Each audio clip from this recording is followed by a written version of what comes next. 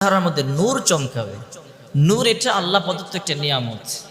মানুষ কালো হোক সুন্দর হোক, যার চেহারার মধ্যে নূর আছে দেখতে খুবই ভালো লাগে, খুব মায়াবী মনে হয়, চেহারাটা খুব মিষ্টি মনে হয়।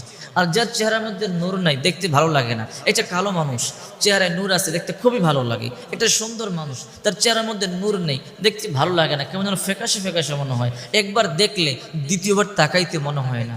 সেজন্য নূর এটা আল্লাহ প্রদত্ত একটা নিয়ামত। সূরা ইনফিতরের ৫ নম্বর আয়াতে আল্লাহ পাক রব্বুল আলামিন বলেন, ফি আই সূরাতিম মা শাআ রাক্কাবাক, যিনি তোমাকে তার ইচ্ছা মতো আকৃতি দান করেছেন। কাউকে আল্লাহ কালো বানিয়ে আল্লাহ খুশি হয়েছেন, কাউকে সুন্দর বানিয়ে আল্লাহ খুশি হয়েছেন। যে কালো সেও আল্লাহর উপরে সন্তুষ্ট থাকা লাগবে, যে সুন্দর সেও আল্লাহর উপরে সন্তুষ্ট থাকা লাগবে। সুন্দর হলেই জান্নাতে যাবে আর কালো হলেই যাবে না তা কিন্তু কথা নয়। আল্লাহ সূরত দেখেন না।